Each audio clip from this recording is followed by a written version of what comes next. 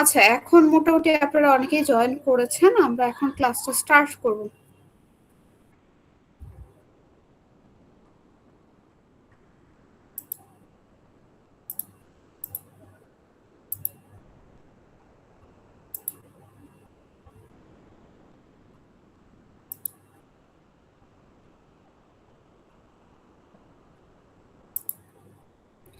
আমি আমার স্ক্রিনটা শেয়ার করেছি, আশা করি আপনারা সবাই সেটা দেখতে পাচ্ছেন। অ্যাকচুয়ালি আমাদের এর আগের যে চ্যাপ্টারটা ছিল সেটা হচ্ছে চ্যাপ্টার 2 ছিল। চ্যাপ্টার 3 যেটা বইয়ের চ্যাপ্টার, সেখানে আসলে আমরা যে স্লাইডটা পড়েছিলাম সেখানে চ্যাপ্টার 2 এবং চ্যাপ্টার 3 এর কিছু অংশ ছিল এবং বাকি অংশটুকু আমরা হচ্ছে একসাথে পড়বো। এই চ্যাপ্টারগুলো হচ্ছে অনেকটা ছোট চ্যাপ্টার, যার কারণে আমি হচ্ছে 3টা চ্যাপ্টার একসাথে পড়ে একটা স্লাইড করেছি। স্লাইডটা একটু বড়, 30 পেজের। সমস্যা নেই, আমরা হচ্ছে আমাদের যেহেতু নিটের এক্সামের আরো 2 সপ্তাহ আছে, সো আমরা ইজিলি সেটা কমপ্লিট করতে পারবো। তো দেখা যাবে যে এই উইকে বা নেক্সট উইকে অনলাইন ক্লাসে আমাদের এই ক্লাসটা শেষ হয়ে গিয়েছে।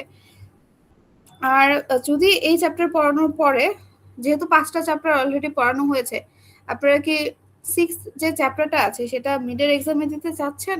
মানে যেহেতু আমাদের কাছে সময় থাকবে, তো সেক্ষেত্রে কি চ্যাপ্টার 6টা পড়বেন মিডের আগে? না ম্যাম, সিক্সটা না পড়লেই ভালো হয়। আচ্ছা, ঠিক আছে। তাহলে যেহেতু আমাদের আমরা চ্যাপ্টার 9 পর্যন্ত পড়বো, কারণ এরপরে যে চ্যাপ্টারগুলো আছে সেগুলো আপনারা সিস্টেম অডিটিং যে কোর্সটা থাকবে সেখানে আবার গিয়ে রিপিট পড়বেন সেখানে মেনটেন্যান্সের, অডিটিং অ্যান্ড মেনটেন্যান্সে গিয়ে বাকি চ্যাপ্টারগুলো আপনারা পড়বেন। তো এই জন্য মূলত আমরা হচ্ছে চ্যাপ্টার 9 পর্যন্ত পড়ে থাকি। চ্যাপ্টার ফার্স্টের দিকে চ্যাপ্টার যেহেতু ইন্ট্রোডাকশন থাকে এবং ইজি থাকে, তো এই জন্য আমরা মিডে চ্যাপ্টার 5 পর্যন্ত পড়ছি। দেন 6, 7, 8, 9 এগুলো হচ্ছে আমরা ফাইনালের জন্য থাকবে, সমস্যা নাই। সেগুলো একটু ডিফিকাল্ট হবে, একটু বড় হবে, কিন্তু ফাইনালে তো আপনাদের সিলেবাসও বেশি থাকে, মার্কসও বেশি থাকে, সেক্ষেত্রে আমার মনে হয় সমস্যা হবে না। আর মিডে যেহেতু ইজি সাব চ্যাপ্টারগুলো ছিল এবং সাবজেক্টের যে টপিকগুলো সেগুলো ইজি ছিল, ট্রাই করবেন মিডে যতটা পারা যায় এক্সামটা ভালো মতো দেওয়ার। আর আপনাদের সিটি সবগুলো দেখিনি, মোটামুটি দেখেছি। আহ, আপনাদের অ্যাভারেজ মার্কটা ভালো আসছে, 6-7 আসছে, কিন্তু হাইয়েস্ট কেউ যে 10-10 পেয়েছেন এরকম সংখ্যাটা খুবই কম, বা 2-3 মার্কস অনেকেরই কাটা গিয়েছে। আর যেহেতু আপনাদের অ্যান্সার বলে দেওয়া হয়েছিল, আমার মনে হয় যে আপনারা জানেনই কে কত পেয়েছেন। ম্যাম, যারা ক্লাস টেস্ট দেয় না তাদের কি কোনো ওয়ে আছে? আচ্ছা, যারা ক্লাস টেস্ট দেননি, আপনারা হচ্ছে যেই কোশ্চেনটা আমি সিআর এর সাথে শেয়ার করে দিয়েছি, কুইজের কোশ্চেন, সেটা সলভ করে অ্যাসাইনমেন্ট আকারে আমাকে জমা দিবেন। এভারেজ যে মার্কসটা আসবে সেটা হচ্ছে কনসিডার করে আপনাদের অ্যাসাইনমেন্টের মার্কসটা দিয়ে দেওয়া হবে। আর ওকে, থ্যাংক অবশ্যই ইউ ট্রাই ম্যাম। করবেন যে হচ্ছে নেক্সট আরেকটা সিটি নেওয়া হবে, সেটা অবশ্যই যেন মিস না হয়, এটা একটু খেয়াল রাখবেন। ভিতরে ডিসিটি মিডের পরে যেটা হবে সেকেন্ড যে সিটিটা, সেটা মানে যারা অলরেডি একটা সিটি মিস করেছেন তারা ট্রাই করবেন সেকেন্ডটা যেন মিস না হয়। দুইটাই যদি অ্যাসাইনমেন্ট হয় তখন সেক্ষেত্রে আপনাদের কিন্তু মার্কসটা খুব একটা বেশি আসবে না। আচ্ছা, আমরা হচ্ছে মূলত চ্যাপ্টার 4 অ্যান্ড 5, যেখানে আমরা ইনিশিয়াল ইনভেস্টিগেশন এবং ইনফরমেশন গেদারিং, কারণ আমরা দেখেছি আমাদের সিস্টেম ডেভেলপমেন্ট লাইফ সাইকেলে প্রথমে আমাদের ছিল ডিটারমাইন করা ইনফরমেশনগুলো এবং সেগুলো অনুযায়ী রিকোয়ারমেন্টস যেগুলো ছিল সেগুলো কালেক্ট করা। তো যেহেতু আমাদের ডিটারমাইন করতে হবে এবং হচ্ছে রিকোয়ারমেন্টসগুলো কালেক্ট করতে হবে, সেটার জন্য প্রথমে আমাদের যে স্টেপটা সেটা হচ্ছে ইনভেস্টিগেশন। ইনভেস্টিগেশন করা ছাড়া আমরা জানি কোনো ইনফরমেশন আপনাকে তো কেউ ঘরে এসে দিয়ে যাবে না। আপনার যেই সিস্টেমটা আপনি নিয়ে কাজ করতে চাচ্ছেন বা যেই রিলেটেড সিস্টেমের আপনি ডেভেলপমেন্টে কাজ করতে চাচ্ছেন, সেটার আগে ইনফরমেশন তো গেদার করতে হবে।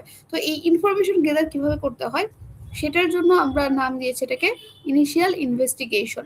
আর এই ইনভেস্টিগেশন করার পরে আমরা হচ্ছে যেটা পাবো ডেটা, সেটা আনঅর্গানাইজড থাকবে। আমরা ইনভেস্টিগেশন করার পরে সেই ডেটাগুলোকে যখন অর্গানাইজড ওয়েতে কালেক্ট করে রাখবো বা সিস্টেম ওয়াইজ সেটার হচ্ছে রিকোয়ারমেন্টস অনুযায়ী সেটাকে আমরা হচ্ছে প্লেস করব, তখন সেটাকে বলা হবে ইনফরমেশন গেদারিং। আচ্ছা, তো ইনিশিয়াল ইনভেস্টিগেশনটা কি? ইনিশিয়াল ইনভেস্টিগেশন একটু আগে যেটা বললাম যে আমাদের একটা ইসলাম ডেভেলপমেন্ট লাইফ সাইকেলের প্রথম যে স্টেপগুলো থাকে সেগুলোর জন্য আমাদের ইনফরমেশন গেদার করতে হয়, বা এক্সিস্টিং যে সিস্টেম আছে সেটা নিয়ে যদি আমরা সেটা বেটারমেন্টের জন্য কাজ করতে চাই, প্রথমে আমাদেরকে ইনফরমেশন গেদার করার জন্য যে কাজগুলো করতে হয় বা আপনি যার মাধ্যমে ইনফরমেশন পাবেন সেটাকে মূলত ইনভেস্টিগেশন বলা হয়। তো ইনিশিয়ালি আপনি দেখবেন যে সিস্টেমটা কিভাবে কাজ করছে, যদি কোনো একটা সিস্টেমের বেটারমেন্টের কাজ করেন বা আপনি নতুন কোনো সিস্টেম যদি ডেভেলপ করতে চান, তখন আপনি কি ইনভেস্টিগেশন করবেন? তখন ইনভেস্টিগেশন করবেন যে আপনার কম্পিটিটর যারা আছে তারা কিভাবে কাজ করছে বা তাদের সিস্টেম কিভাবে কাজ করছে। যদিও সবাই সব ইনফরমেশন রিভিল করে না, কিন্তু আপনি চাইবেন যে যতটা সম্ভব পারা যায় মার্কেট কেমন আছে, এই প্রোডাক্টের মার্কেট বা আমি যে সার্ভিস দিতে চাচ্ছি সেটার মার্কেট কেমন আছে সেটা আমার জানতে হবে। তো এইটাই মূলত হচ্ছে আমাদের ইনিশিয়াল ইনভেস্টিগেশন।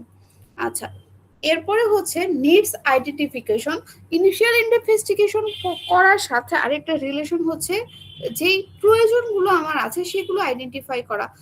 দেখতে হবে যে আমাদের সিস্টেমে কি কি কাজ হচ্ছে, তারপরে দেখতে হবে যে আমাদের কি কি কোন কোন জায়গায় ইমপ্রুভমেন্টের প্রয়োজন আছে, বা আমি যে সার্ভিসটা দিতে চাচ্ছি সেটা বাকিদের চেয়ে কিভাবে ভালো হবে। তো এই জন্য আমাকে সেই প্রয়োজনগুলো বা সেই স্কোপগুলো বা সেই গ্যাপ যেগুলো আছে সেগুলো আমাকে আইডেন্টিফাই করতে হবে, এবং এইটা গ্যাপটা পূরণ করার জন্য আমার কি কি দরকার সেগুলো আইডেন্টিফাই করতে হবে।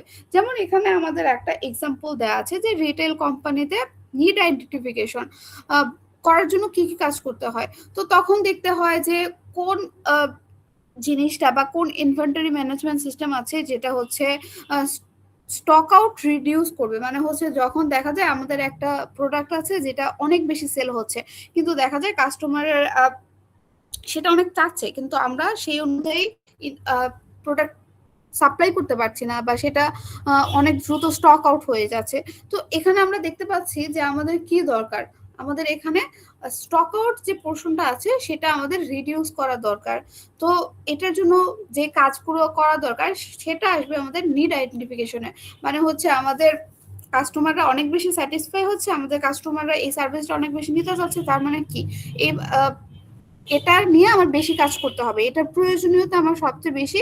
তো কোনটার প্রয়োজনীয়তা সবচেয়ে বেশি সেটা তো অবশ্যই আগে আইডেন্টিফাই করতে হবে।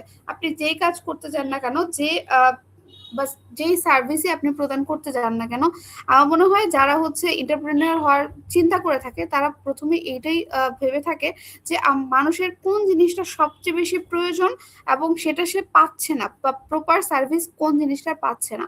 তো প্রথমে আমাদের যে কাজটা করতে হবে, ইনভেস্টিগেশন করার পূর্বে আমাকে দেখতে হবে যে আমরা কি নিয়ে ইনভেস্টিগেশন করব বা কি কি প্রয়োজনীয়তা আমাদের লাইফে আছে। এর পরের স্টেপটা হচ্ছে যে ডিটারমাইন করতে হবে আমাদের ইউজারের, হ্যাঁ, তারপরের স্টেপটা হচ্ছে আমাদের ডিটারমাইন করতে হবে যে এই যে ইউজারের ইনফরমেশন গুলো, রিকোয়ারমেন্টস গুলো ছিল বা যেই প্রয়োজনীয়তা ইউজারের ছিল, তো সেটা আমরা হচ্ছে কিভাবে ফাইন্ড আউট করতে পারি, বা সেই রিকোয়ারমেন্টস গুলো আমরা কিভাবে কালেক্ট করতে পারি। যেমন ধরেন যে আপনি কোনো একটা কোম্পানিতে যাবেন, সেই কোম্পানির বেটারমেন্টের কাজ করবেন বা সেই সিস্টেমের বেটারমেন্টের জন্য কাজ করবেন। ধরেন কাজ করার জন্য আপনাকে হচ্ছে রাখা হলো যে আপনি ইনভেস্টিগেটর হিসেবে থাকেন এবং আপনি ফাইন্ড আউট করেন যে আমাদের যতগুলো ইউজার আছে তাদের কি কি প্রবলেম আছে। তো আপনার ইউজার কি এমনিতেই আপনাকে ইনফরমেশন সব বলে দিবে, বাকি সবাই কি সেটা সেই ডেটাগুলো নিয়ে তো বসে থাকে না। তাহলে আপনাকে কি করতে হবে, সেই ইউজারদের কাছে রিচ করতে হবে যারা হচ্ছে আপনার সার্ভিসটা নিচ্ছে, তাদের কাছে গিয়ে হতে পারে তাদের থেকে ইনফরমেশন আপনি যেভাবে পারেন কোশ্চেন করে হোক, বা হচ্ছে অনেক ক্ষেত্রে দেখা যায় অনেক কোম্পানিগুলো ম্যাক্সিমাম সার্ভিস সফটওয়্যার সার্ভিস যারা দিয়ে থাকে, বা হচ্ছে এখন প্রোডাক্টের ক্ষেত্রেও ওয়েবসাইটে যেগুলো আপনারা দেখে থাকেন, অনলাইন বেসিক্যালি ই কমার্স প্ল্যাটফর্মে যেগুলো দেখে থাকেন, দেখবেন প্রত্যেকটা জিনিসের সাথে তারা রিভিউ অপশনটা অ্যাড করে দেয় যে আমাদেরকে যে সার্ভিসটা আপনি নিচ্ছেন সেটা রিভিউ দিয়ে থাকেন। অনেক সময় হচ্ছে তারা ফিডব্যাকটা অ্যাড করে থাকে। এটা তারা কেন ইউজ করে থাকে? এটা ইউজ করে থাকে যাতে করে তারা ইউজারের যে রিকোয়ারমেন্টস গুলো আছে বা তাদের কি কি দরকার বা তারা যে সার্ভিসটা দিচ্ছে সেটা আপ টু মার্ক কিনা, তাদের আরো কোনো ইমপ্রুভমেন্ট নিয়ে আসতে হবে কিনা, মূলত এই কাজগুলোর জন্যই কিন্তু তারা রিভিউ বা ফিডব্যাক নিয়ে থাকে। দেখবেন এটা আমরা আরো খুব বেশি দেখতে পারি অনেক রেস্টুরেন্টে যখন যাবেন, সেটাও তো একটা সিস্টেম। তো সেখানে দেখা যায় যে বলা হয় যে খাবারের বা আপনারা যে খাবারটা এনজয় করলেন সেটার আপনারা কিছু রিভিউ বা হচ্ছে কোনো টিপস যদি দিয়ে দেন তাহলে এত পার্সেন্টেজ আপনারা কমপ্লিমেন্ট পাবেন। তো তারা এগুলো কেন কালেক্ট করে? তারা কমপ্লিমেন্ট দিয়ে হলেও এই ইনফরমেশন গুলো কালেক্ট করে থাকে বা এই কারণে যে তারা ইউজারের কে অ্যাট্রাক্ট করতে চায় বেশি, বা তাদের সার্ভিসটা যেন হচ্ছে বেস্ট করতে পারে, সেটার জন্য মূলত কিন্তু তারা এই রিভিউ বলেন বা হচ্ছে অনেক সময় ফর্ম দেওয়া হয়, সেই ফর্মগুলো আপনারা ফিল আপ করে থাকেন যে হচ্ছে কেমন সার্ভিস আপনারা পেলেন। তো এটা আমরা এখানে একটা এক্সাম্পল দেখতে পাচ্ছি যে একটা ইউজার ইনফরমেশন, আপনি যদি হেলথ কেয়ার সিস্টেম নিয়ে কাজ করে থাকেন তাহলে আপনার ইউজার কারা হবে? কারো একজনের হচ্ছে যার মাইকটা আনমিউট হয়ে আছে একটু কাইন্ডলি মিউট করে রাখেন, নয়েজ আসছে। আচ্ছা, তো এখানে একটা এক্সাম্পল দেওয়া হয়েছে যে হেলথ কেয়ার সিস্টেম বা হচ্ছে সেটিং বলতে পারেন। তখন সেক্ষেত্রে আমরা ইউজারের ইনফরমেশনের রিকোয়ারমেন্টস বলতে কি কি আইডেন্টিফাই করবো বা সেখানে আমরা কি কি ফাইন্ড আউট করবে। তো হেলথ কেয়ার সিস্টেমে মূলত কারা যায়? যারা হচ্ছে কোনো একটা প্রবলেমে পড়েছে, তাদের হেলথ রিলেটেড ইস্যু নিয়ে তারা হচ্ছে সেখানে যায় যেন তারা প্রপার সার্ভিসটা পায়। তো তা মূলত সেখানে পেশেন্টরাই যায়। পেশেন্টদের ক্ষেত্রে হচ্ছে কি কি প্রয়োজনীয়তা থাকে বা পেশেন্টরা যখন কোনো একটা হসপিটাল সিলেক্ট করে থাকে তারা কি দেখে থাকে যে এখানে তারা যে টেস্ট করবে সেটার ফ্যাসিলিটি কেমন, বা তারা যে হচ্ছে যে সার্ভিসগুলো দিচ্ছে তারা এর আগে এমন কি হয়েছে কিনা যে তাদের রেপুটেশন খারাপ ছিল বা হচ্ছে তাদের কোনো ব্যাড রিভিউ ছিল কিনা। তারা কিন্তু এগুলো দেখে ইউজাররা কিন্তু সবসময়, বা আপনারাও যখন হচ্ছে কোনো একটা হসপিটালে যান কি করে থাকেন আগে সেটা রিভিউ দেখে থাকেন, বা হচ্ছে তাদের কোনো নেগেটিভ ইম্প্যাক্ট আছে কিনা সেগুলো কিন্তু আপনারা আগে ফাইন্ড আউট করে থাকেন, বা সেখানে যে আপনি যে টেস্টগুলো করাতে চাচ্ছেন সেটার সার্ভিসটা কেমন। তো এগুলো কিন্তু সবাই হচ্ছে কোন একটা সার্ভিস নেওয়ার আগে দেখে থাকে। সেম কাজ কিন্তু যখন হচ্ছে একটা সিস্টেমের মেনটেনেন্সের জন্য বা বেটারমেন্টের করার জন্য করা হয়, তখন কিন্তু তারা এই সেম ভাবে রেকর্ডগুলো বা হচ্ছে তাদের থেকে যে রিভিউগুলো নেওয়া হয় সেগুলো দেখে তারা হচ্ছে নিজেদেরকে ইমপ্রুভ করার বা সেটার হচ্ছে ভালো করার জন্য কাজ করে থাকে। আচ্ছা, এরপরে আসি যে হচ্ছে আমরা যে এই যে ইউজার থেকে ইনফরমেশন গুলো কালেক্ট করব সেটা হচ্ছে আমরা কিভাবে কালেক্ট করব, এবং এটা কালেক্ট করাটা কেন অনেক বেশি ডিফিকাল্ট। কারণ হচ্ছে ধরেন বাংলাদেশের মতো কান্ট্রিতেই মানুষ ইজিলি কিন্তু তাদের পার্সোনাল ইনফরমেশন শেয়ার করতে চায় না। আপনাদের যতই হচ্ছে বিভিন্ন অ্যাপের সাথে বা বিভিন্ন হচ্ছে সার্ভিসের সাথে রিভিউ দেওয়া হয়, কয়টা মানুষ এই রিভিউটা হচ্ছে দিয়ে থাকে।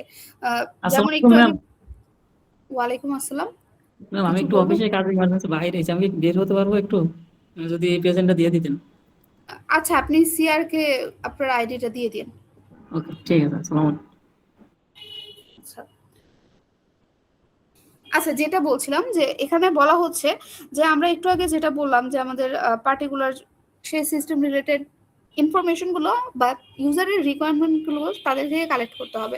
তো তারা কিভাবে কালেক্ট করবে? একটু আগে আপনাদেরকে যে এক্সাম্পল গুলো বলা হলো সেই এক্সাম্পল গুলো চিন্তা করেন যে কয়টা মানুষ হচ্ছে রিভিউ গুলো দিয়ে থাকে। হ্যাঁ, মানুষ বাংলাদেশের স্পেশালি বাংলাদেশের মানুষ রিভিউ তখন দেয় যখন তারা ব্যাড সার্ভিস বা তারা এক্সট্রিম লেভেলের কোনো খারাপ কিছু এক্সপিরিয়েন্স করে থাকে।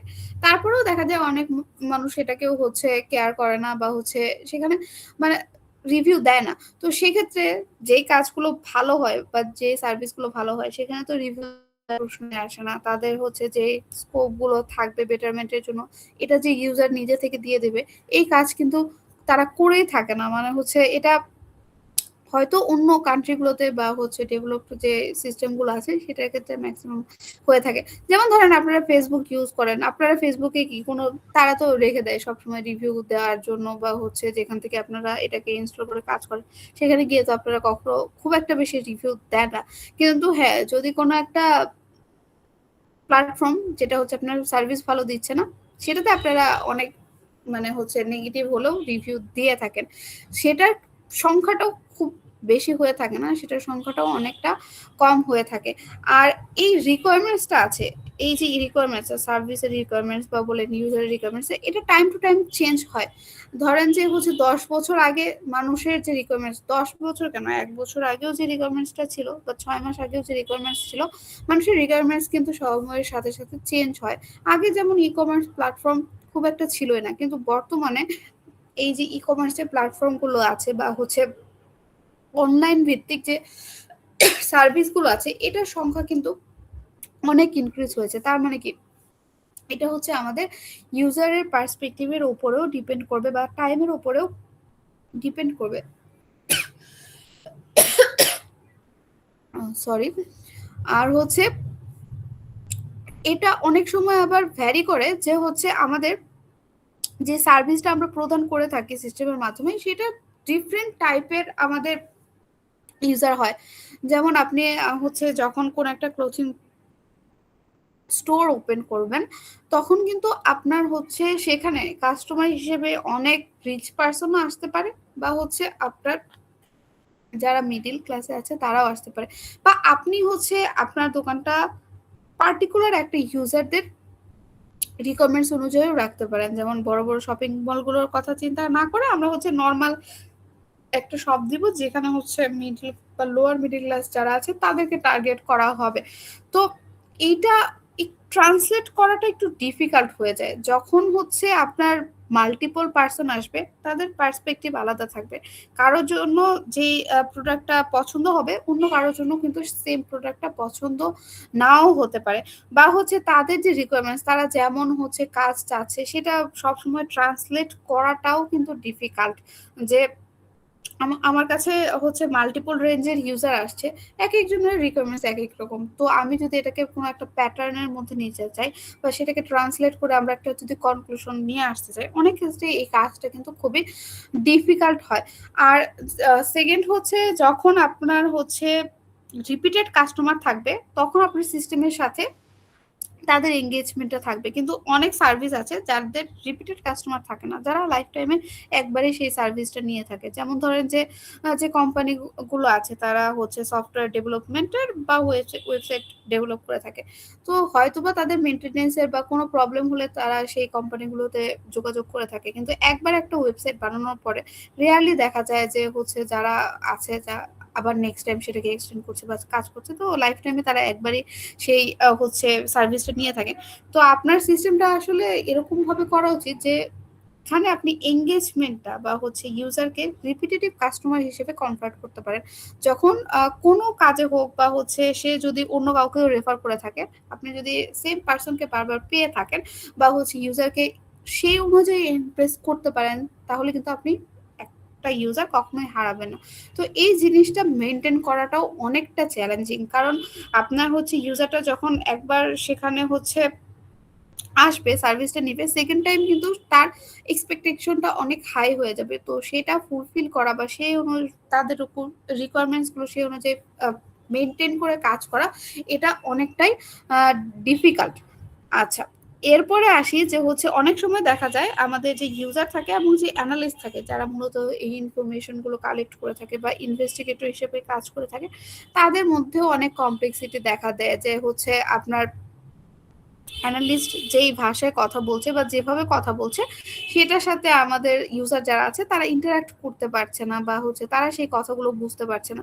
আপনি অনেক সুন্দর একটা সার্ভিস নিয়েছেন, কিন্তু আপনার যে অডিয়েন্স আছে তাদের কাছে আপনি হচ্ছে সেই মেসেজটা ঠিক মতো পৌঁছাতে পারছেন না, বা সেটা আপনার অডিয়েন্স হচ্ছে গ্রামের মানুষ, সেখানে আপনি ইংলিশে গিয়ে বক্তৃতা দিচ্ছেন, বিষয়টা এরকম হয়ে যাবে।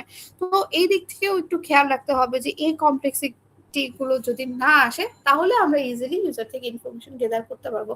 আর এই এতগুলো কমপ্লেক্সিটি থাকার কারণে কিন্তু এটাকে বলা হয় খুবই ডিফিকাল্ট একটা কাজ, যে ইউজারের যে রিকোয়ারমেন্টস গুলো আছে সেগুলো থেকে ইনফরমেশন গেদার করা।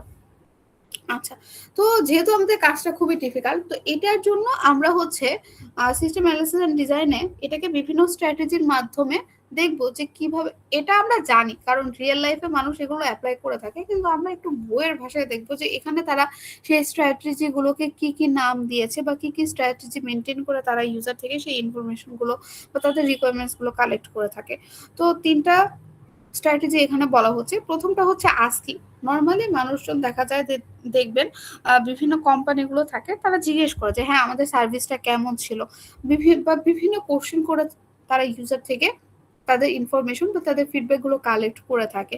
এরপরে হচ্ছে সেকেন্ড যে স্ট্র্যাটেজি যেটা আছে সেটা হচ্ছে ইনফরমেশন গুলো কালেক্ট করবেন সেটা হচ্ছে এক্সিস্টিং যে ইনফরমেশন সিস্টেম আছে সেটার উপর। এই সেকেন্ড যে স্ট্র্যাটেজি আছে সেটা মূলত যখন আপনি নিউ কোনো বিজনেস বা নিউ কোনো সিস্টেম ডেভেলপ করতে চাইবেন বা আপনার সিস্টেমের বেটারমেন্টের জন্য কাজ করতে চাইবেন, তখন আপনি দেখবেন যে আপনার কম্পিটিটর কারা আছে।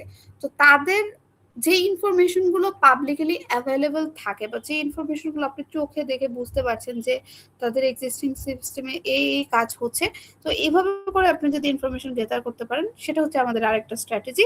আর থার্ড যেটা আছে সেটা হচ্ছে প্রোটোটাইপিং। প্রোটোটাইপিংটা কি, আমরা বলেছিলাম যে কোনো একটা কাজ করার পূর্বে আমরা যদি একটা ড্রাফট ক্রিয়েট করি তখন সেটাকে প্রোটোটাইপ বলা হয়।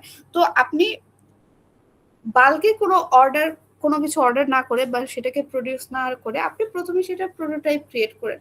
প্রোটোটাইপ ক্রিয়েট করার পরে সেটা অ্যাডভার্টাইজ করেন। আপনি যদি রেসপন্স ভালো পান তাহলে আপনি হয়তো নেক্সট স্টেজে যাবেন। আপনি যদি রেসপন্স ভালো না পান তখন সে কি করবেন, আপনার যে ফিডব্যাক গুলো আসবে ইউজার থেকে সেটা দিয়ে আপনি প্রোটোটাইপটা বারবার চেঞ্জ করে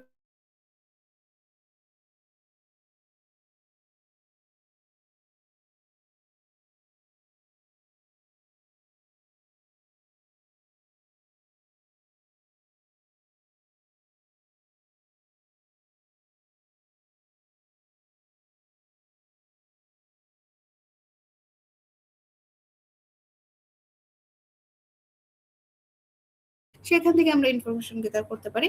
আর থার্ড যেটা আছে, আমরা ফুললি মেন ফাইনাল প্রোডাক্টে যাব না, প্রত্যেকবার এক একটা করে প্রোটোটাইপ নিয়ে আসবো, সেখানে মানুষজন কি ধরনের রিয়েকশন দিয়েছে বা কি ইনফরমেশন দিচ্ছে সেগুলো গেদার করে করে আস্তে আস্তে আমরা হচ্ছে সেগুলো ইনফরমেশন গুলো হচ্ছে ইমপ্লিমেন্ট করে করে আমরা লাস্ট স্টেজে যাব। এটাও হচ্ছে আমাদের একটা টেকটিক্স হতে পারে। তো প্রথম যেটা আসি, এই আস্কিং। তো আস্কিং বা কোশ্চেনটা কয় ধরনের হতে পারে, আমাদের মূলত 3 ধরনের কিজ থাকবে যখন আমরা এই আস্কিং এর মাধ্যমে ইউজার থেকে ইনফরমেশন গুলো নিব। তো প্রথম যেটা হচ্ছে, এই যে কোশ্চেন গুলো করব সেটা হচ্ছে ওপেন এন্ডেড বা ক্লোজড হতে পারে। ওপেন এন্ডেড বা ক্লোজড কাকে বলা হয়? ওপেন এন্ডেড বলা হবে যখন হচ্ছে আপনি কোনো অপশন দিয়ে দিবেন। ধরেন যে এমসিকিউ, এমসিকিউ তে কি থাকে, সেখানে হচ্ছে আমাদের কোশ্চেন থাকে এবং আমাদের যে অ্যান্সারটা হয় এটা কিন্তু রাউন্ডেড থাকে। আমি বলে দিই, আপনাদের অ্যান্সার 4টার মধ্যে যে কোনো একটা হবে, সেটা আপনি কালেক্ট করবে। তো এই ধরনের কোশ্চেনকে বলা হয় ক্লোজড কোশ্চেন। আর ওপেন এন্ডেড মানে কি? ওপেন এন্ডেড মানে হচ্ছে যখন শর্ট কোশ্চেন বলা হয়। যেমন ধরেন আমি বললাম যে আপনারা হচ্ছে প্রবাবিলিস্টিক একটা সিস্টেমের এক্সাম্পল দেন, তখন আপনারা কি করবেন, এক একজন এক একভাবে চিন্তা করে এক একটা এক্সাম্পল দিবেন। তো এটা হচ্ছে কাইন্ড অফ ওপেন এন্ডেড একটা কোশ্চেন বা হচ্ছে আস্কিং এর বিষয়। আর যদি হচ্ছে আমি ধরেন আপনাদের একটা এমসিকিউ দিই যেখানে বলি নিচের কোনটি হচ্ছে আমাদের প্রবাবিলিস্টিক সিস্টেমের এক্সাম্পল সেটা ফাইন্ড আউট করেন, তাহলে কি আমি আমার কাজটা লিমিটেড করে দিচ্ছি। আমার পার্টিকুলার একটা পোর্শন আছে, সেখান থেকে আপনি যে কোনো একটা অপশন সিলেক্ট করবেন। তো তখন সেটাকে বলা হবে ক্লোজড কোশ্চেন। আচ্ছা, তো সেকেন্ড হচ্ছে ব্রেন স্টর্মিং। ব্রেন স্টর্মিংটা কি? ব্রেন স্টর্মিংটা মূলত হচ্ছে আপনি একজনের পার্সপেক্টিভটা তাকে বিভিন্ন কোশ্চেন করে বোঝার ট্রাই করবেন। ধরেন আপনি একটা পার্সনের সাথে 2 মিনিট কথা বলে তার সম্পর্কে যতটা জানতে পারবেন, আপনি যদি তার সাথে 2 দিন কথা বলেন আপনি কিন্তু মোটামুটি তার যে মেন্টালিটি বা সে কিভাবে কাজ করছে, তার ব্রেন কিভাবে চিন্তা করছে, এটা আপনি জানতে পারবেন। আর একটা মানুষের সাথে যদি আপনি হচ্ছে 2 বছর 3 বছর কোনো ইউজারের থেকে সেই হিসেবে চিন্তা করেন, তাহলে কিন্তু পুরোপুরি তার মাইন্ড কিভাবে চিন্তা ভাবনা করে আমরা মূলত দেখে থাকি আমাদের চারপাশে যারা থাকে, ফ্রেন্ড সার্কেলে বা হচ্ছে কলিগরা যারা থাকে, প্রথম দিকে কিন্তু হয়তো একটা দুইটা কোশ্চেন করা হয় তাদের সম্পর্কে খুব একটা জানা যায় না, কিন্তু আস্তে আস্তে যখন এই আস্কিংটা হচ্ছে তাদেরকে বিভিন্ন বিষয় নিয়ে জিজ্ঞেস করা হয় এবং তাদের অ্যান্সার আপনি বিভিন্ন পার্সপেক্টিভে শুনে থাকেন, তখন মূলত কিন্তু তাদের ব্রেনে কিভাবে তারা চিন্তা করে থাকে বা তারা কোন টেকনিকটা ইউজ করে থাকে তাদের প্রবলেম সলভ করার জন্য, এই আইডিয়াগুলো কিন্তু আপনারা পেয়ে যান। তো সেম হচ্ছে বিভিন্ন কোশ্চেন জিজ্ঞেস করার মাধ্যমেও আমরা ইউজার থেকে তাদের হচ্ছে যে টেকনিক্যাল নলেজ বা তাদের যে হচ্ছে পার্সপেক্টিভটা আছে সেটা আমরা হচ্ছে জানতে পারি, এবং সেখান থেকে আমরা ইনফরমেশন গুলো গেদার করতে পারি। আর থার্ড যেটা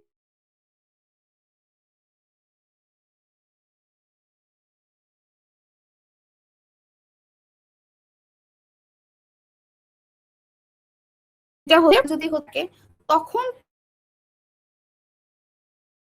তাদের কি কি এক্সপেকটেশন থাকে অন্যদের প্রতি বা সেই সার্ভিসের প্রতি, সেটার দিকেও কিন্তু খেয়াল রাখতে হবে।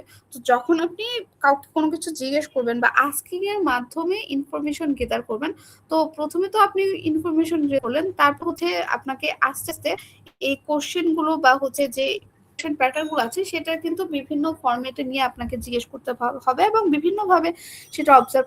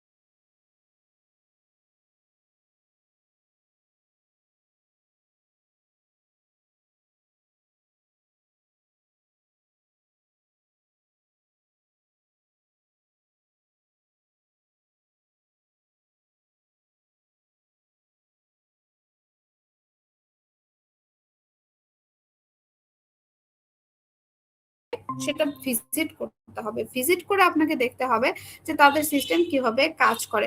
আর যদি কোনো অনলাইন প্ল্যাটফর্ম হয়, অবশ্যই তাদের অনলাইনের যে প্ল্যাটফর্মটা আছে সেটা আপনাকে ভিজিট করতে হবে, এবং ভিজিট করে আপনি ইনফরমেশন গুলো কালেক্ট করবেন। এই স্ট্র্যাটেজিতে মূলত আমরা কাউকে কোনো কিছু জিজ্ঞেস করি না, আমরা অবজার্ভ করি, অবজার্ভ করার পরে সেখান থেকে ইনফরমেশন গুলো কালেক্ট করি। তো সেটার জন্য আমাকে ইনসাইটে যেতেও হতে পারে, বা হচ্ছে তাদের যদি অনলাইনে কোনো প্ল্যাটফর্ম থাকে সেখান থেকে আমরা ইনফরমেশন কালেক্ট করে থাকি, এবং আমরা এক্সিস্টিং যে বিষয়গুলো অবজার্ভ করব সেখান থেকে আমরা ভ্যালুয়েবল গুলো ডেটাগুলো কালেক্ট করার ট্রাই করব। যেমন হচ্ছে আপনারা যদি কোনো একটা বুক শপে যান, তখন আপনারা গিয়ে কি করবেন? আপনি তো ডিরেক্ট জিজ্ঞেস করতে পারেন না লাইব্রেরিয়ানকে আপনি কোথা থেকে হচ্ছে বই কালেক্ট করেছেন, আপনি কোন কোন জনরার কতগুলো বই কালেক্ট করেছেন। তো তখন কিন্তু সে আপনাকে, সে কেন, কোনো পার্সনই তাদের যে ইনফরমেশন গুলো আছে সেগুলো শেয়ার করবে না। তখন আপনাকে দেখতে হবে পুরোটা লাইব্রেরি ঘুরে তারা কোন জনরার কতগুলো বই তাদের ক্যাটাগরিতে রেখেছে, বা হচ্ছে তারা কি কি প্রেফারেন্স রেখেছে তাদের বইটা অর্গানাইজ করার ক্ষেত্রে, বা তারা হচ্ছে কাদেরকে অ্যাট্রাক্ট করছে।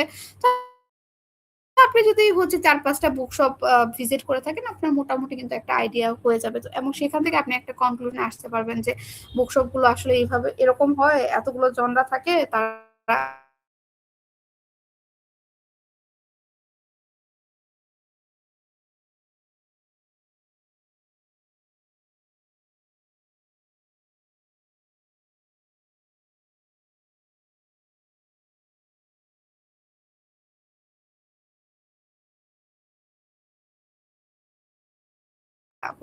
এবং প্রত্যেকটা জনরা হচ্ছে এইভাবে সে করা হয়তো বা আপনি তেমন একটা ডেটা এই স্ট্র্যাটেজি ফলো করে কালেক্ট করতে পারবেন না, কারণ আপনি কোনো কিছু জিজ্ঞেস করতে পারছেন না, বা জিজ্ঞেস করলেও সেখান থেকে প্রপার আনসার পাচ্ছেন না। তো আপনার অবজারভেশন ক্ষমতা যত বেশি থাকবে, আপনি তত বেশি ইনফরমেশন সেখান থেকে কালেক্ট করতে পারবেন। আর লাস্টে হচ্ছে আমাদের প্রোটোটাইপিং। প্রোটোটাইপিং এ হচ্ছে প্রথমে আমরা যেটা করে থাকি, একটা ড্রাফট নিয়ে থাকি, এবং সেখান থেকে আমরা ইউজারের ইনফরমেশন বা ইউজারের যে ফিডব্যাক গুলো আছে সেগুলো গেদার করে থাকি। তো সেই ইনফরমেশন গেদার করার আগে প্রথম যে ফার্স্ট প্রোটোটাইপটা, সেটাও মূলত আমরা হচ্ছে কয়েকজনের সাথে কথা বলে তাদের রিকোয়ারমেন্টস অনুযায়ী, তাদের ফিডব্যাক অনুযায়ী সেই ইনফরমেশন বা সেই সিস্টেমটা আমরা বিল্ড আপ করার ট্রাই করে থাকি। এবং এটা হচ্ছে আমাদের ডাইনামিক হবে। ডাইনামিক কেন বলা হয়? কারণ এটা টাইম টু টাইম আমাদের চেঞ্জ হবে। যদি আমাদের হচ্ছে এটা ফিক্সড হতো তাহলে এটাকে প্রোটোটাইপিং বলা যাবে না, যেহেতু আমরা স্টেপ বাই স্টেপ সেই কাজগুলো করব। তো এটা হচ্ছে ডাইনামিক টুলের মাধ্যমে আমাদের কোলাবোরেট করতে হবে, এবং এটা আমরা হচ্ছে কন্টিনিউয়াস অ্যাসেসমেন্ট যেটাকে বলা হয় সেটা কালেক্ট করা হয় ইউজার থেকে, এবং এনশিওর করা হয় তাদের যে অ্যাসেসমেন্ট বা তারা যে ফিডব্যাকটা দিচ্ছে এটা কন্টিনিউয়াসলি আমাদের সিস্টেমে আপডেটেড হয়ে যাচ্ছে। আচ্ছা, এরপরে আসি যে হচ্ছে আমরা কোথা থেকে ইনফরমেশন গুলো কালেক্ট করতে পারি বা কোন সোর্স গুলো আমরা ইউজ করতে পারি। আপনারা যদি হচ্ছে কোন একটা সিস্টেম বিল্ড আপ করতে চান বা সেটা ইমপ্রুভমেন্ট করতে চান, তাহলে আমরা কোন কোন জায়গা থেকে ইনফরমেশন গুলো কালেক্ট করতে পারি। তো এটাকে আমরা দুইভাবে দেখতে পারি, একটা হচ্ছে এক্সটার্নাল সোর্স আর একটা হচ্ছে ইন্টারনাল সোর্স। তো প্রাইমারি যেটা আছে এক্সটার্নাল সোর্স মানে কি, যে এটা মোটামুটি সবার জন্য যেটা থাকবে আমাদের অ্যাভেলেবল। তো এটার মধ্যে আসছে যে ভেন্ডর্স, মোটামুটি ভেন্ডর্সে যারা হচ্ছে চিনে থাকেন বা যারা কাজ করে থাকেন, তো সেখানে আমাদের যে সিস্টেম নিয়ে আপনি কাজ করতে চান বা হচ্ছে যেই পোর্শন আপনার আইডিয়ায় আপনি ইমপ্লিমেন্ট করতে চান, সেখানে যে ভেন্ডর্স গুলো থাকে সেখান থেকে আপনি চাইলে ইনফরমেশন কালেক্ট করতে পারেন। এবং এখানে আমাদের অ্যাভেলেবল মানে হচ্ছে ইনফরমেশন গুলো পাবলিক আকারে থেকে থাকে। এরপরে আসি যে হচ্ছে গভর্নমেন্টের ডকুমেন্টস। তো আমাদের যেহেতু দেশের পপুলেশন বা তাদের বিভিন্ন সার্কামস্টেন্স নিয়ে গভর্নমেন্ট ইনফরমেশন গুলো কালেক্ট করে থাকে, সেগুলো তারা তাদের গভর্নমেন্টের যে সাইটগুলো আছে সেখানে পাবলিকও করে থাকে। আপনারা চাইলে সেই গভর্নমেন্টের যে ডকুমেন্টস আছে সেগুলো কালেক্ট করেও বা সেখান থেকে ইনফরমেশন গুলো গেদার করতে পারেন। আর থার্ড যেটা আছে সেটা হচ্ছে নিউজ পেপার আর জার্নাল। অবশ্যই নিউজ পেপার এবং জার্নাল এটাও পাবলিক থাকে, এখান থেকেও চাইলে আপনারা বিভিন্ন টাইপের ইনফরমেশন বা আপনাদের যে ইনফরমেশনটা দরকার সেটা আপনারা গেদার করতে পারেন। আর এটাকে কেন এক্সটার্নাল সোর্স বলা হচ্ছে, কারণ এই তিনটাই হচ্ছে আমাদের পাবলিকলি অ্যাভেলেবল, এটার জন্য আমাদের আলাদা করে এক্সট্রা এফোর্ট দিয়ে ভেতরে গিয়ে ইনফরমেশন কালেক্ট করা দরকার নেই, এটা অলরেডি আমাদের হচ্ছে অ্যাভেলেবল আছে, আমরা চাইলেই এখান থেকে ইনফরমেশন গেদার করতে পারি। আর ইন্টারনাল কোনগুলোকে বলা হয়, যখন হচ্ছে আপনি একটা সিস্টেমের ভেতরে গিয়ে তাদের পার্সোনাল যে ইনফরমেশন গুলো আছে সেগুলো যদি কালেক্ট করার ট্রাই করে থাকেন বা সেগুলো যদি আপনারা সোর্স হিসেবে ইউজ করে থাকেন, সেটার মধ্যে আসবে ফিনান্সিয়াল রিপোর্ট।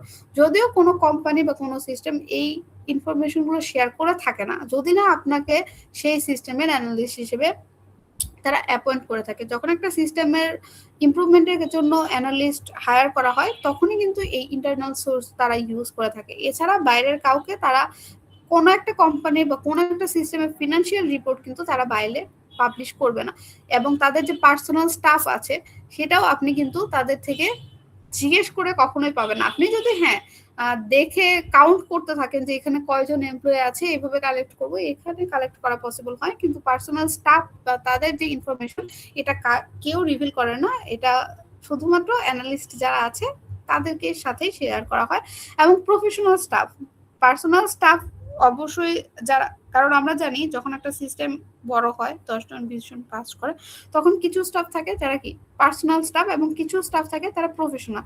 যখন আমাদের ফর্মাল কোনো কাজ করা হয় বা একদম করে গিয়ে কাজ করা হয় না, জাস্ট প্রফেশনাল বাইরে থেকে কাজ করা হবে, তখন সেই ইনফরমেশন গুলো আলাদা গেদার করা হয় এবং পার্সোনাল যারা স্টাফ থাকে, মোটামুটি ম্যানেজার টপে যারা থাকে, একদম করে যারা কাজ করে, সেই ইনফরমেশন গুলো কিন্তু তারা রিভিল করে থাকে না। এগুলো হচ্ছে যদি আবার অনেকে দেখা যায় হচ্ছে স্পাই থাকে বিভিন্ন কোম্পানিতে, স্পেশালি যখন অনেক জায়ান্ট কোম্পানিগুলো থাকে এবং নতুন কোনো কোম্পানি আপনি স্টার্ট করতে চান, তখন দেখা যায় যে হচ্ছে যদি বাই এনি চান্স আপনি তাদের সারপাস করতে পারেন কোনো প্রোডাক্ট দিয়ে, তখন দেখা যায় যে তারা বিভিন্ন স্পাইয়ের মাধ্যমে এই ইনফরমেশন গুলো গেদার করে থাকে।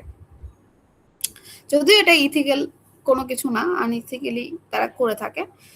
তো এটা নিয়ে বলা হচ্ছে কারণ আপনারা যখন এই কাজগুলো করবেন তখন অবশ্যই ইন্টারনাল যে সোর্সগুলো আছে সেগুলো যতটা পারা যায় প্রাইভেট রাখার ট্রাই করবেন। এখন আপনি অ্যানালিস্ট হিসেবে যাকে হায়ার করলেন সেও তো একজন স্পাই হতে পারে। তো অবশ্যই যখন হচ্ছে আমাদের কোনো একটা সিস্টেমের বড় হয় বা সেটা নিয়ে কাজ করা হয়, এই ইনফরমেশনগুলো সবসময় রিজার্ভ রাখা হয় বা হচ্ছে এটা সবার জন্য ওপেন থাকে না যে যে কেউ এসে এটাকে এক্সেস করতে পারবে। এটা খুবই লিমিটেড অ্যাক্সেসিবিলিটি থাকে এই ইন্টারনাল সোর্সগুলোর। আর যদি কেউ এটা পেয়ে যায় তাহলে যারা পেয়েছে তাদের জন্য তো খুবই ভালো। আচ্ছা, এরপরে হচ্ছে আসি ইনফরমেশন গেদারিং টুল। আমরা কি কি টুল ইউজ করে ইনফরমেশন গুলো গেদার করতে পারি। এর আগে যেটা ছিল সেটা ছিল বিভিন্ন স্ট্র্যাটেজি, আর এখন আমরা যেটা বলবো সেটা হচ্ছে টুল, মানে কিসের মাধ্যমে মূলত আমরা হচ্ছে এই ইনফরমেশন গুলো গেদার করতে পারি। আচ্ছা, আপনাদের এখন পর্যন্ত যা পড়ানো হলো সব কি বুঝেছেন?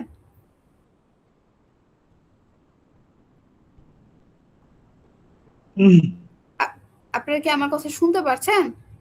জি ম্যাম।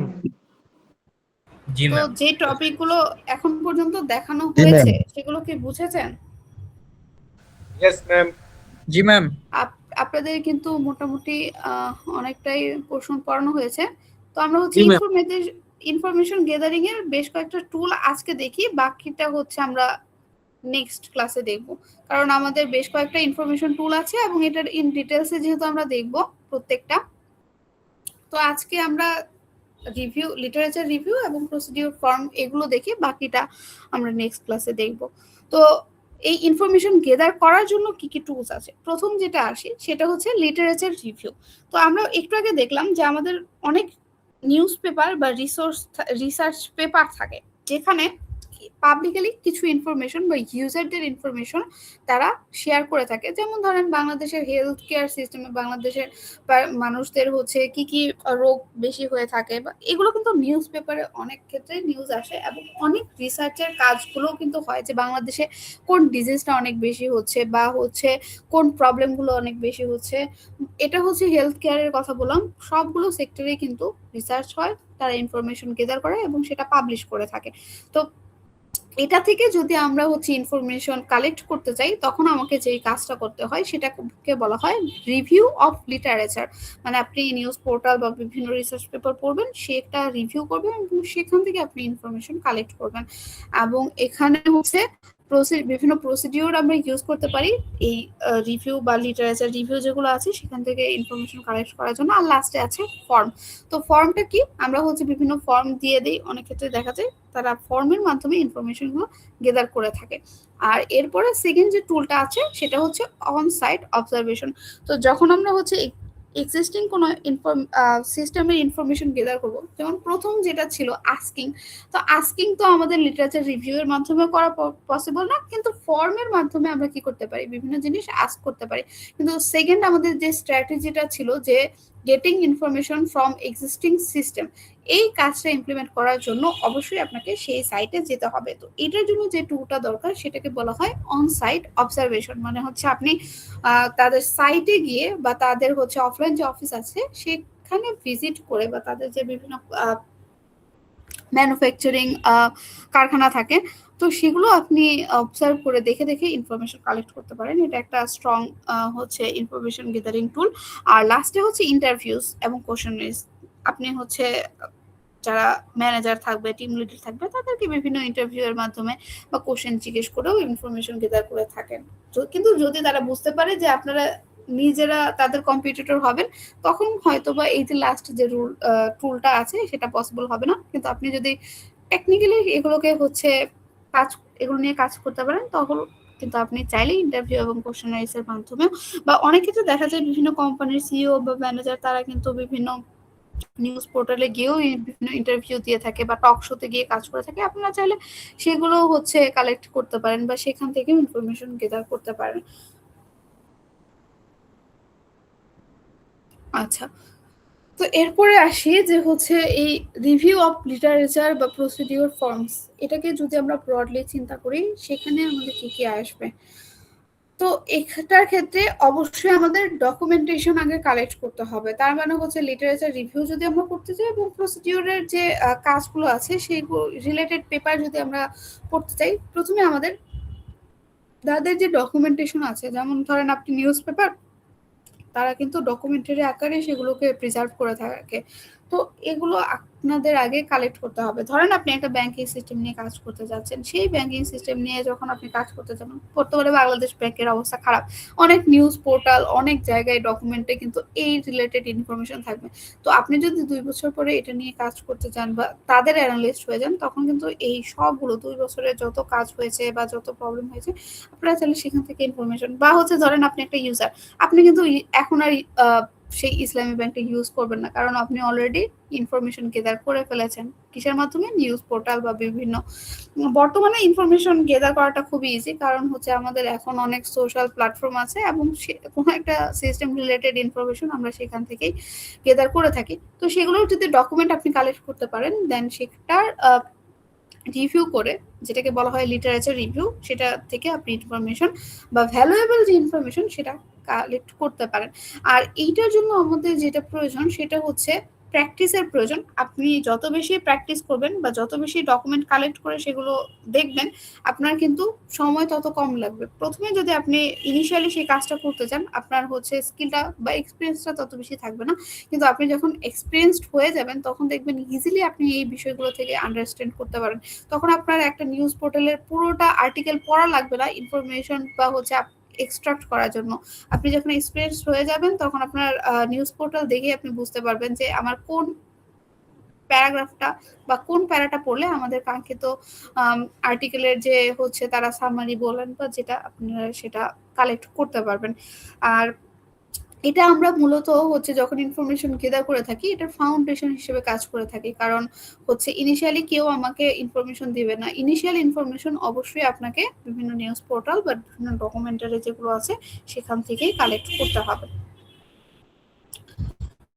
আচ্ছা, এরপরে আসি যে হচ্ছে এই কাজটা বা এই টুলটা যে ইউজ করবেন, তো এটার জন্য আপনাদেরকে কিছু ইনফরমেশন আগে থেকে জানতে হবে, বা হচ্ছে এইটার জন্য কি কাজগুলো করতে হবে সেটা হচ্ছে প্রথমে আমাকে আইডেন্টিফাই করতে হবে যে যখন আমি একটা ফর্ম দিব, যদি আমরা ফর্ম নিয়ে বা প্রসিডিউর নিয়ে কাজ করতে চাই, তো এটার ইউজার কারা হবে, কারা এই ফর্মটা ইউজ করবে।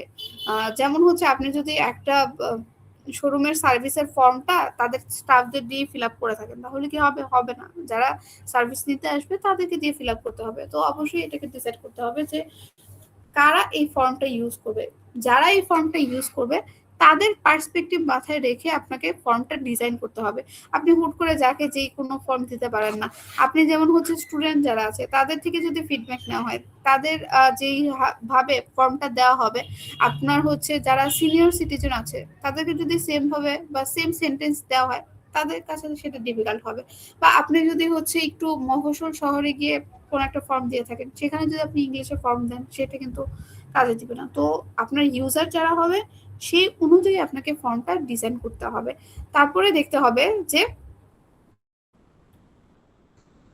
সেই ইউজারগুলো বা সেই ডোমেনের ইউজারগুলো আপনার জন্য কতটা ইম্পর্ট্যান্ট। এখন এমন আপনি সার্ভিস দিচ্ছেন যেটা থেকে হচ্ছে যারা ইউজার আছে তাদের খুব একটা ইম্পর্টেন্স দেওয়ার দরকার নেই, তো সেক্ষেত্রে আপনি ফর্মটা তাদের থেকে ম্যাসিভ ইনফরমেশন কেন কালেক্ট করবেন? তখন আপনি তাদের থেকে মিনিমাল বা মার্জিনাল ইনফরমেশন কালেক্ট করার জন্য ফর্ম বা হচ্ছে লিটারেচার রিভিউ করতে পারবেন। তো এরপরে আসি যে হচ্ছে একটা ফর্মে সব ইনফরমেশন ইনক্লুড আছে কিনা। যেমন হচ্ছে আপনার যেগুলো রিকোয়ারমেন্টস বা আপনি ইউজার থেকে যে ইনফরমেশন গুলো কালেক্ট করতে চাচ্ছেন, আপনার ফর্মে সবগুলো কোশ্চেন আছে কিনা। এখন ধরেন অনেক ফর্মে দেখবেন 2টা ইনফরমেশন দেওয়ার জন্য তারা ফর্ম ক্রিয়েট করে থাকবে, অনেকে আছে 10টা 12টা ইনফরমেশন দেওয়ার জন্য কালেক্ট করে থাকে। কারণ কি? তারা হয়তো আরো ডিপলি গিয়ে কাজ করতে যাচ্ছেন। তো আপনি যখন একটা ফর্ম এরকম ক্রিয়েট করবেন তখন দেখবেন যে আপনার যে ইনফরমেশন গুলো প্রয়োজন সবগুলো সেই ফর্মটা কাভার করছে কিনা। আর এরপরে হচ্ছে যে এই যে ফর্মটা আপনি করবেন বা এখানে কোনো একটা কিছু অ্যাড করার প্রয়োজন আছে কিনা, বা হচ্ছে কোনো কিছু ডিলিট, যখন আমাদের ফর্মে কোনো অপশন থাকবে আননেসেসারি অপশন, যেমন ধরেন যে আপনি হচ্ছে একজন পেশেন্ট হেলথ কেয়ার সিস্টেমে যাবেন, আপনার অ্যাড্রেস এটা হচ্ছে কি ক্ষেত্র বিশেষে ইম্পর্টেন্ট, যখন আপনার সাথে কেউ থাকবে না।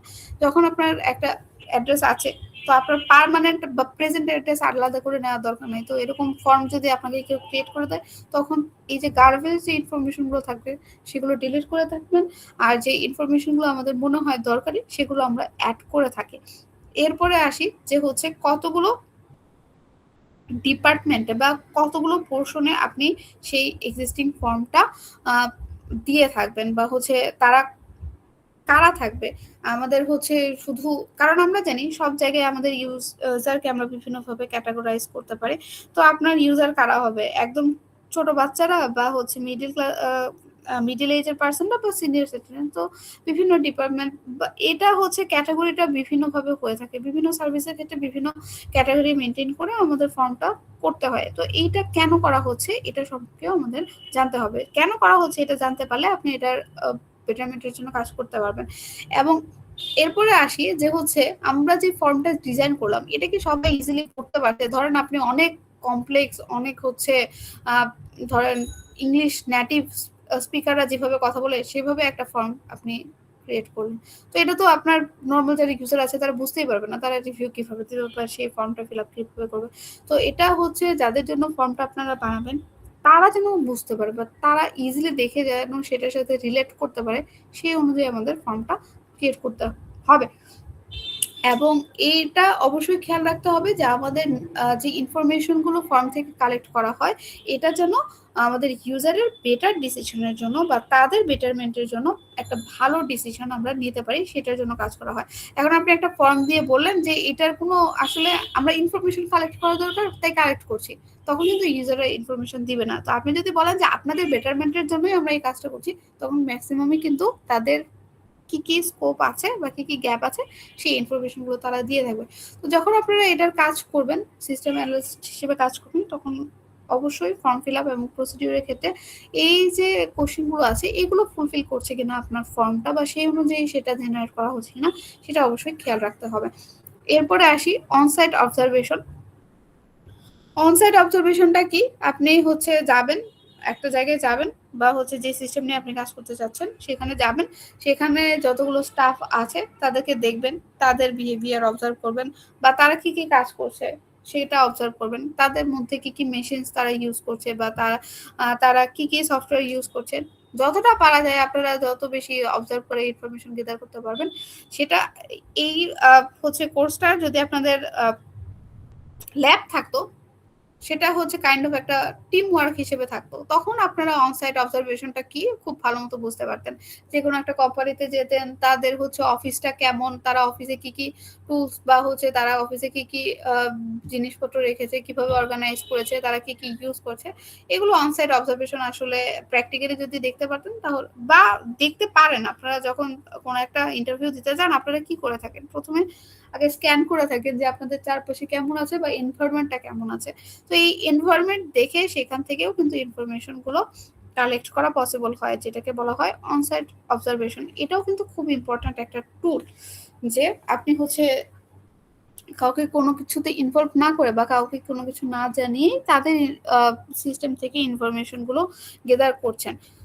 কিন্তু এই অনসাইট ইনফরমেশন গেদারিং যে টুলটা আছে এটারও কিছু আমাদের প্রবলেম আছে। যেমন হচ্ছে অনেক কোম্পানি আছে তারা অনেক বেশি চালাক থাকে, তারা দেখায় একটা ভেতরে করে একটা।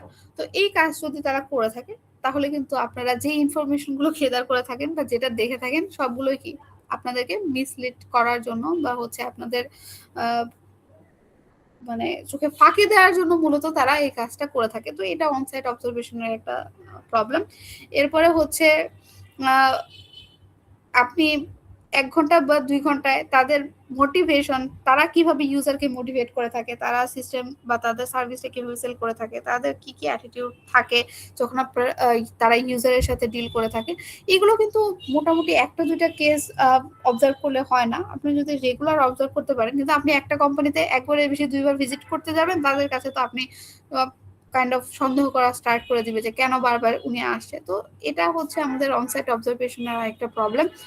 আর হচ্ছে মিস ইন্টারপ্রিটেশন, অনেক ক্ষেত্রে দেখা যায় যে আপনি একটা স্টাফকে একটা কথা জিজ্ঞেস করলেন, সে এক ধরনের ইনফরমেশন গাইড করলো, আরেক ধরনের ইনফরমেশন আরেকজন দিল। তো যখন এরকম কনফ্লিক্টিং ইনফরমেশন আপনাদের কাছে থাকবে তখন কিন্তু আপনাদের যে ইনফরমেশন যেটা আপনি কালেক্ট করছেন সেখানে অনেক এরর চলে আসবে বা মিস ইন্টারপ্রিটেশন হবে অবজারভার যিনি থাকবে তার কাছে। তারপরে হচ্ছে আনপ্রোডাক্টিভ, কারণ আপনার অনেক বেশি টাইম খরচ হবে। আপনি যখন স্পেশালি অফলাইন কোনো সিস্টেমে যাবেন সেখানে দেখবেন অনেক বেশি টাইম কনজিউমিং একটা কাজ সেটা হয়ে যাবে। তো এটা ছিল আমাদের অনসাইট অবজারভেশনের লিমিটেশনস। আর এরপরে অনসাইট অবজারভেশনে কি কি আপনারা অবজার্ভ করবেন আমার মনে হয় এটা আমরা নেক্সট ক্লাসে পড়লেই বেটার হবে। আজকে অলরেডি আমরা মোটামুটি অনেকটাই পড়েছি। জি ম্যাম, আজকে অনেক পড়ছি। আচ্ছা, তাহলে অনসাইট অবজারভেশন নে যদি আপনারা কখন যান তাহলে আপনাদের কি কি করা প্রয়োজন বা কি কি করা উচিত একজন সিস্টেম অ্যানালিস্ট হিসেবে সেটা আমরা নেক্সট দিন যে আমাদের অফলাইন ক্লাসটা আছে সেখানে আমরা দেখে নিব। আর সিআর যারা আছেন, 2 জন সিআরই আছেন না? জি ম্যাম। অ্যাটেন্ডেন্সটা নিয়ে নেন। আমি হচ্ছে ওকে ম্যাম 67 দেখতে পাচ্ছি টোটাল। তো আপনাদের 2 সেকশনের যেন হচ্ছে অ্যাটেন্ডেন্স যারা আছে সেটা 66 হয়, কারণ একজন হচ্ছে আমি। বাকিদের অ্যাটেন্ডেন্সটা আপনারা এখান থেকে কালেক্ট করে আপনাদের সাথে যে শীটটা শেয়ার করা আছে সেখানে তুলে নেবেন। কারো কোনো কোশ্চেন আছে যে এই টপিকগুলো পড়ানো হলো? আপনারা যখন এই টপিকগুলো পড়বেন রিয়েল লাইফের সাথে কানেক্ট করার ট্রাই করবেন, তাহলে হয়তো এই টপিকগুলো মনে থাকবে। আর এমন না যে আননোন কোনো কিছু, সবকিছু আপনারা জানেন, জাস্ট হচ্ছে বইয়ের ভাষায় কয়েকটা নামে সেগুলোকে বলা হচ্ছে বা সেগুলোকে বিভিন্ন টুলস বলা হচ্ছে, স্ট্র্যাটেজি বলা হচ্ছে। বেসিক্যালি আপনারা এগুলো সবকিছু জানেন, এগুলো সবকিছুর সাথেই আপনারা রিলেটেড। যখন আপনারা হচ্ছে রিয়েল লাইফের সাথে বা নিজের কাজের সাথে এগুলো রিলেট করে পড়তে পারবেন, আপনাদের ক্ষেত্রে ততটা ভালো হবে। বা ইন ফিউচার আপনারা যদি সিস্টেম অ্যানালিস্ট হতে চান সেটা আপনাদের জন্য ভালো, বা কেউ এন্টারপ্রেনার হতে গেলে তো অবশ্যই এই জিনিসগুলো আপনাদের জানতে হবে। কারো কোনো কোশ্চেন আছে আজকে যে টপিকগুলো পড়ানো হলো? ম্যাম কোশ্চেন তো নাই, কিন্তু একটা কথা আছে। হ্যাঁ বলেন। ম্যাম গত সেমিস্টারে মোটামুটি ভালোই পরীক্ষা দিছিলাম, কিন্তু মানে ফ্যাকাল্টি থেকেই কি বেশি নাম্বার কাটছে কিনা, মানে রেজাল্ট মানে যতটুকু লিখছি মনে হয় যে ওইটুকুর আন্দাজেও রেজাল্ট অনেক মানে কম আসছে নাম্বার। আমাদেরকে এবার একটু ভালো ভালো নাম্বার দিয়েন। সমস্যা নাই, আপনাদের মিডে যখন আপনারা এক্সাম দেবেন, মিডে ফাইনালের খাতা তো আসলে দেখানোর খুব রুলসটা আপনাদের ডিপার্টমেন্টে নাই, কিন্তু মিডের খাতা সেটা হচ্ছে আমি চাইলে দেখাতে পারি। তো সেক্ষেত্রে আমি একটা কাজ করবো না, আপনারা যা লিখবেন আমি আপনাদের খাতা একদম ক্লাসরুমে নিয়ে যাব, আপনারা নিজেদের খাতা নিজেরাই দেখবেন যে আপনাদের কেমন মার্কস দেওয়া হয় বা কি করা হয়। আমার মনে হয় যে মিডে দেখার পরে আপনাদের এই কমপ্লেনটা থাকবে না, কারণ আপনারা যা লিখেন সেটার পার্সপেক্টিভে যদি হচ্ছে আমি খাতা দেখাই, আমি এখন পর্যন্ত ওরকম কোনো কমপ্লেন পাইনি যে হচ্ছে মার্কস কম আসছে। তো ম্যাম আপনারা মানে হচ্ছে সেকেন্ড সেমিস্টারে যখন মিড এক্সাম দিছি ওইটাতে যেরকম মার্ক পাইছি ওই অনুযায়ী যদি ধরা যায় তাও মানে দেখা যায় যে আরেকটু ভালো রেজাল্ট আসতো। কিন্তু মানে ফ্যাকাল্টি থেকে কি ডে ব্যাচে যেরকম ফ্যাকাল্টি থেকে নাকি মার্ক কেটে দেয়, ইভিনিং এও কি ফ্যাকাল্টি থেকে মার্ক কাটে? ফ্যাকাল্টি থেকে কেউ মার্কস কাটে না, এটা আপনাকে কে বলেছে? ফ্যাকাল্টি কেন মার্কস কাটবে? ফ্যাকাল্টি আপনাদের মার্কস কেন কাটবে এটা আগে আমাকে বলেন। ফ্যাকাল্টি কেন আপনাদের মার্কসটা কাটবে? আপনাদের যদি বেশি মার্কস দিতে পারি তাহলে আমার লাভ আছে, বা কম মার্কস তাহলে আমার কোনো লাভ আছে? আমার তো এখানে কম দিতেও সমস্যা নেই, বেশি দিতেও সমস্যা নেই, কিন্তু কম দিলে একটা হচ্ছে বিষয় থাকে যে ইথিক্যাল বিষয় চলে আসে যে আমি আপনার হচ্ছে আপনি যতটা পান আমি এতটা দিচ্ছি না। তো একজন টিচার হিসেবে সবাই এতটুকু এথিক্স রাখে যে হচ্ছে যার যেটা প্রাপ্য মিনিমাম দেওয়া হয়, কিন্তু ম্যাক্সিমাম ক্ষেত্রে আপনাদের যেটা করা হয় আপনাদের অনেক বেশি এক্সট্রা মার্কস দেওয়া হয়। গ্রেস মার্কসটা আপনাদের অনেক বেশি, স্পেশালি ইভিনিং এ তো অনেক বেশি দেওয়া হয়। আর যারা বলছে তারা হচ্ছে চাইলে চ্যালেঞ্জ করে দেখতে পারে। আপনি যদি আপনার যদিও এখানে কোনো রুলস নাই এরকম, কিন্তু আপনি চাইলে আপনার ফাইনালের খাতাও দেখতে পারেন। আমি হচ্ছে আপনাদের জন্য ওপেন। আপনারা ফাইনালের পরেও যদি মনে হয় যে হচ্ছে মার্কস কম আসছে, গ্রেড কম আসছে, তখনও আপনি যদি আমার সাথে কন্ট্যাক্ট করেন, আমি হচ্ছে আর আপনি যদি আপনার খাতা দেখে আমাকে দেখান যে হচ্ছে হ্যাঁ এখানে কম পাচ্ছি, তখনও আমি চাইলে আপনাদের হচ্ছে গ্রেড ইনক্রিজ করে দিতে পারি যদি এরকম হয় সেক্ষেত্রে। কিন্তু যদি হচ্ছে আপনি উল্টাপাল্টা লিখেছেন সেক্ষেত্রে যদি এক্সপেক্ট করেন যে ফুল মার্কস, সেটা তো হচ্ছে হবে না। আর না আপনি ম্যাম, যদি ভালো লিখেন অবশ্যই ভালো মার্কস পাবেন, কেন পাবেন না? জি, কিন্তু হচ্ছে ওই যে যখন আমি তো ফার্স্ট সেমিস্টার হচ্ছে ডে ব্যাচে ছিলাম, তারপর ওখান থেকে প্রোগ্রাম চেঞ্জ করে আবার আমার ডিপ্লোমা ব্যাকগ্রাউন্ড, আমি হচ্ছে আবার সেকেন্ড সেমিস্টার থেকে ইভিনিং এ আসছি। তো যখন ফার্স্ট সেমিস্টারে ছিলাম ওই সময় মানে ওয়েভার ছিল, মানে এক এক স্টুডেন্টদেরকে যেরকম মানে কেউ 60% পাইছে, কেউ হচ্ছে 80% পাইছে, কেউ ফুল 100% পাইছে। তো মানে যেটা লিখছি মানে তার থেকেও অনেকে আছে, মানে আমরা ফার্স্ট সেমিস্টার থেকেই পরে ওরা অনেকেই আছে যারা খাতা চ্যালেঞ্জ করছিল, কিন্তু তারপরেও মানে হচ্ছে ফ্যাকাল্টি থেকে পুনরায় মানে খাতা দেখে সেভাবে নাম্বার দেওয়া হয় না, বলছে না সব মার্ক ঠিকঠাকই আছে, আপনারা যেরকম লিখছেন সেরকম মার্ক পাইছেন। কিন্তু মানে আমরা যারা লিখছি এরা তো বুঝতে পারছি যে না আসলে যেই সাবজেক্টটাতে ইজি এ প্লাস আসবে সেখানে মানে কোনো একটাও জিনিস মনে করেন ভুল নাই, যেইটুকু ম্যাথে একদম ঠিকঠাক ম্যাথে তো মার্ক কাটার কোনো সিস্টেম নাই। তো ওইভাবে দেখা গেছে যে অনেক কম আসছে। তো এবার আমি এই মানে সেকেন্ড সেমিস্টার হচ্ছে ইভিনিং থেকে দিছি। এখন ওইটাও কি মানে ইভিনিং এ বহাল আছে কিনা, যে ডে ব্যাচে যেরকম, এটা আমি শুনছি এবং মানে আমার সাথে হইছে, যার কারণে হচ্ছে জিজ্ঞাসা করলাম যে ইভিনিং এও কি কাটার সিস্টেম আছে কিনা। এখন ম্যাথ সাবজেক্টে কি বলা হচ্ছে আমি আসলে সেটা জানি না, বাট হচ্ছে আমি কখনো মানে এরকম এক্সপিরিয়েন্স করিনি যে হচ্ছে আমাকে ক্লেম করেছে। তারপরেও আপনাদের হচ্ছে ফাইনালের খাতা ওপেন, আপনারা চাইলে সেটাও, আমি যতদূর জানি চ্যালেঞ্জ করলে তারা খাতা দেখাতে বাধ্য। এখন আপনাদের কি রেসপন্স করেছে বা কেন খাতা দেখেনি এটা আমি আসলে বলতে পারছি না, এটা এক একজনের পার্সপেক্টিভ এক এক রকম। কারণ ম্যাম কিন্তু ওই যে এক একজনের দেখা যাচ্ছে ওয়েভার ছিল, ওখান থেকে আস্তে আস্তে মানে 3.75 যখনই যার 100% ওয়েভার ছিল, ওর যখন হচ্ছে 3.75 এর উপরে আসে নাই, সেখান থেকে ওকে হচ্ছে মানে ওয়েভার কমাই দিছে সেকেন্ড সেমিস্টার থেকেই। তো পরবর্তীতে জানলাম এরকম নাকি হচ্ছে মানে ওয়েভার কাটার জন্য ফার্স্টে দেয়, দিয়ে নাকি হলো কাটার জন্য রেজাল্টের সময় নাম্বার কমায়া দেয় ফ্যাকাল্টি থেকে। কি জানি, আমি তো হচ্ছে এরকম কোনো কিছু এক্সপিরিয়েন্স করিনি। সমস্যা নাই, আপনাদের ফাইনালের খাতাও যদি আপনারা দেখতে চান এসে দেখে যাবেন, কারণ লাস্ট সেমিস্টারে ফাইনালের খাতা আমি এখনো রেখে দিয়েছি। প্রত্যেকটা সেমিস্টারে আগের সেমিস্টারের খাতা আমি রেখে দেই, যার যখন দেখার ইচ্ছা আপনারা যে কোনো ডকুমেন্টস এসে দেখে যেতে পারেন। না ম্যাম, আপনি একটু নাম্বার বেশি করে দিন আমাদের দেখুন। একটু নাম্বার একটু বেশি বেশি করে দিয়ে দিন তাইলেই হবে। ওটা তাহলে হচ্ছে কি আপনারা নাম্বার হচ্ছে বেশি করে বাদ দেখা ফাইনালেও লাগবে? দেখতে পারেন বা হচ্ছে মিডিয়াও দেখতে পারেন যে আপনাদের আদৌ বেশি বেশি নাম্বার দেওয়া হয় কিনা। তো আসসালামু কারো যদি আলাইকুম ম্যাম। কনফিউশন থাকে, আমার মনে হয় যদি আপনাদের আগের সেমিস্টারে কনফিউশন থাকে, এই সেমিস্টারে ফাইনালের খাতা আপনারা দেখে যাবেন। ম্যাম বেশি বেশি দরকার নেই, যতটুকু পারবো ম্যাম, সেই পাইলেই আলহামদুলিল্লাহ। ঠিক আছে, আর কারো কোনো কোশ্চেন? আসসালামু আলাইকুম ম্যাম। হ্যাঁ বলেন। ক্লাস কি ওয়ালাইকুম শেষ আসসালাম। হয়েছে? আমি মানে অফলাইন যাব আর কি, অফিসে আছি তো। হ্যাঁ হ্যাঁ, ক্লাস শেষ, এখন হচ্ছে একজনের কোশ্চেন ছিল সেটার আনসার দিলাম। আর কারো কোনো থ্যাংক কোশ্চেন ইউ ম্যাম। আছে? ওকে ম্যাম, ক্লাসটা আমরা কি গুগল হ্যাঁ ক্লাস ক্লাসরুম কি ম্যাম আপলোড আমার একটা দিচ্ছেন? কোশ্চেন ছিল। কোশ্চেন কি আপনি করবেন নাকি সেন্ট্রাল কোশ্চেন হবে ম্যাম? কোশ্চেন আমি করব, সমস্যা নেই। ওকে ম্যাম, থ্যাংক যেহেতু ইউ ম্যাম। আপনাদের এবি সেকশন 2 সেকশন আসসালামু আলাইকুম আমি ম্যাম। করব। হ্যাঁ জি বলেন। ওয়ালাইকুম আসসালাম। গত সপ্তাহে মানে গত ফ্রাইডেতে আমরা যারা ক্লাস টেস্ট দিতে পারি নাই তাদের জন্য কি কোনো অ্যাসাইনমেন্ট জমা দিতে হবে? না আরো? হ্যাঁ অ্যাসাইনমেন্ট জমা দিতে হবে আপনাদের। অলরেডি আমি 2 বার বলে ফেলেছি, যারা শুনেছেন তারা একটু কাইন্ডলি বাকিদের সাথে একটু শেয়ার করে দেবেন। সেটা হচ্ছে আপনাদের হচ্ছে যে কোশ্চেনটা ছিল দুইটা সেকশনের দুইটা সিআর এর সাথে আমি হচ্ছে কোশ্চেনগুলো জমা দিয়ে দিয়েছি তাদের কাছে। আমার মনে হয় তারা